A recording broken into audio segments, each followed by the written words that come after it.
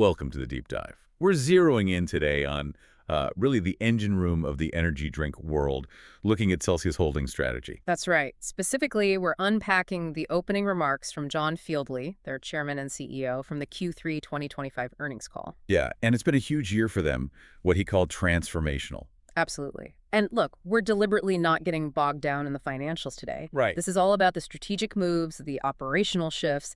He laid out three big pillars that are setting them up, as he put it, for their next phase of growth. Okay, so our mission here is to really understand that blueprint, just the CEO's perspective on those pillars, the why behind it all. Exactly. So pillar one, deepening that crucial PepsiCo partnership. Pillar two, the big move, acquiring Rockstar Energy. And third, bolstering their leadership team, both globally and here in the U.S. Okay, let's start with PepsiCo, because the language there shifted significantly, didn't it? It went beyond just distribution. It really did. That's the key point.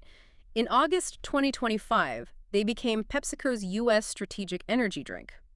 Captain. Yeah. Okay, what does that actually translate to operationally? It sounds like more than just a title. Oh, it's way more. It fundamentally gives them leverage, real leverage within PepsiCo's massive U.S. system. Think control over the shelf. So they get to influence what goes where. The planogram? Precisely. They get a major say in shaping those planograms, prioritizing which SKUs get the best placement, aligning promotions. It's about bringing a unified commercial strategy to life across all retailers in the PepsiCo network. The CEO literally said the goal is helping lead how energy shows up in retail for the consumer from the aisle to the checkout cooler. Wow. Okay, so if you're another energy brand relying on PepsiCo, that captaincy sounds like, well, a potential headache. It's a huge competitive advantage for Celsius Holdings, no doubt. It creates a pretty strong moat. And we saw that play out almost immediately with Alani Nu, right? Right. We did. Right after that captaincy announcement, they revealed that a big chunk of the Alani Nu DSD network, that's direct store delivery, would start moving into the PepsiCo system from December 1st. Which they expect will just, pour fuel on Alani Nu's growth fire. That's the plan. And Fieldly made a point of saying they learned a lot from the initial Celsius integration into PepsiCo, so they expect this one to be smooth and efficient. That experience is definitely an asset. Okay, makes sense. Let's move to pillar two then. The Rockstar Energy acquisition, U.S. and Canada, end of August. Right. This one feels different. Celsius built its name on fitness, health, that life fit mantra. Rockstar is, well, it's more traditional energy, right? Music, lifestyle. Is there a risk of brand confusion here? That's the million-dollar question, isn't it? I know. And Fieldly's answer is essentially portfolio strategy. It's about segmentation. He's basically saying Celsius Holdings isn't just the Celsius brand anymore. They want to play across the entire energy spectrum. Rockstar brings reach into different consumer segments, think culture, music, maybe a younger demographic, that the core Celsius brand doesn't quite hit. So it's like having different tools for different jobs. Yeah. Celsius for fitness, Alani Nu for lifestyle, Rockstar for culture and music. Exactly. 4 distinct brands for 4 distinct energy needs or occasions. They're building breadth, carefully positioning each one so they don't step on each other's toes. And PepsiCo seems to back this play. Massively. As sort of a vote of confidence for all these big moves, the captaincy, Alani Nu, Rockstar PepsiCo actually increased its ownership stake in Celsius Holdings and got more board representation. Okay, that's a pretty strong endorsement. You don't get much stronger than that. All right, so we have the strategy, the PepsiCo power play, the Rockstar expansion. How does this translate into actual market performance? Let's talk scale. Yeah, the scale story in Q3 2025 is pretty remarkable. If you look at the combined portfolio, Celsius, Alani Nu, and now Rockstar, they represented more than 20% share of the U.S. energy drink market. 20%, just like that. In track channels, yeah, according to Sakana data.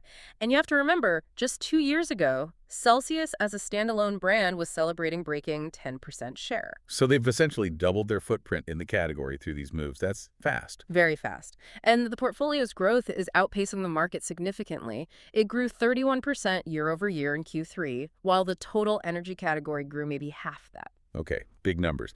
The portfolio generated over $5 billion in retail sales in the U.S. over the last year.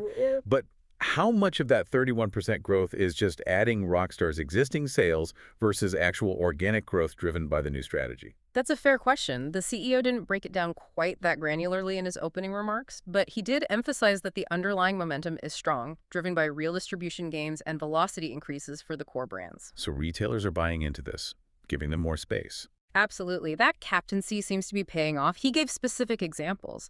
New displays going into Target, getting those valuable end caps at Walgreens and CVS, Mm. and seeing double-digit unit sales growth across huge retailers like Walmart, Circle K, Dollar General. The Walmart example stood out. Yeah, gaining more than 2 share points year over year just in Walmart.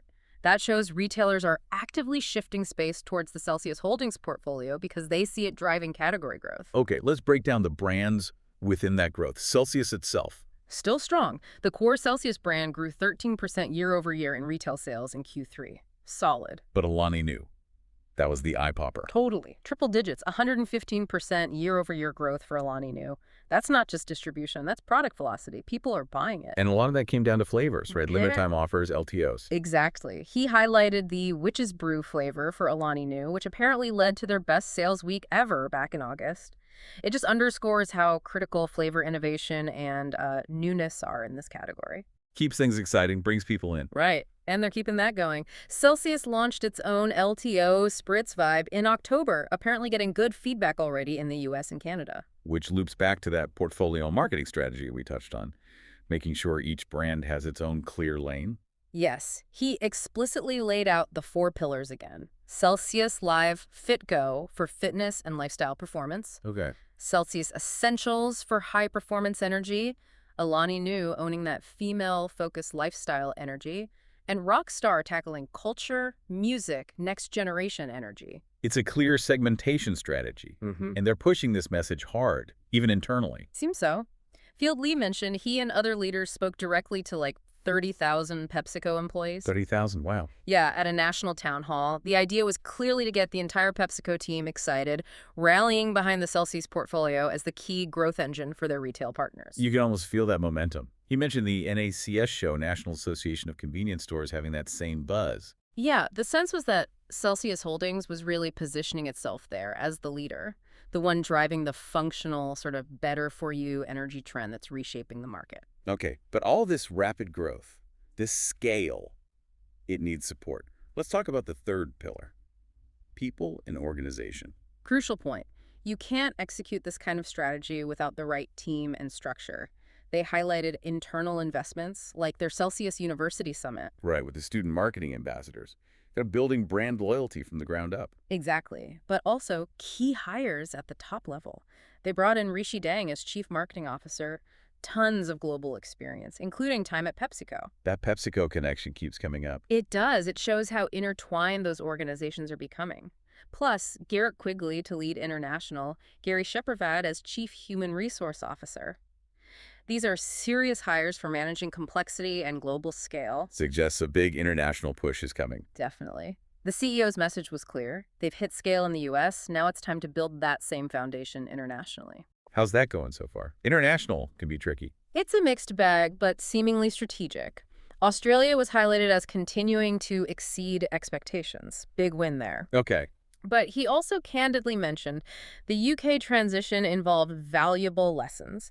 You read between the lines, it probably wasn't perfectly smooth, but they're framing it as learning for future launches heading into 2026. Learning the hard way, maybe. So, looking ahead, what's the focus? More innovation, fixing Rockstar. Both, really. Yeah. The innovation pipeline keeps churning, refreshing existing lines like Celsius Biss-Free, bringing back popular LTOs like Winter Wonderland, standard playbook stuff. Makes sense. But for Rockstar, yeah, the medium-term goal seems to be stabilization first. Find its footing within the portfolio, recapture some of that old magic, and then position it for growth in this new context. So it all ties back to the CEO's wrap-up, entering a new era of scale, partnership, and purposeful growth. I think that's the core takeaway. This wasn't just an earnings update. It was a declaration of intent.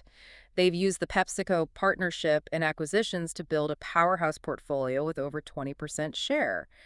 They're not the disruptor anymore. They're aiming to be the category leader, the one setting the pace. The captain, as they call it. And that really shifts the whole dynamic, doesn't it? The CEO called it a revolution in the energy category. It really does. So here's something for you to think about.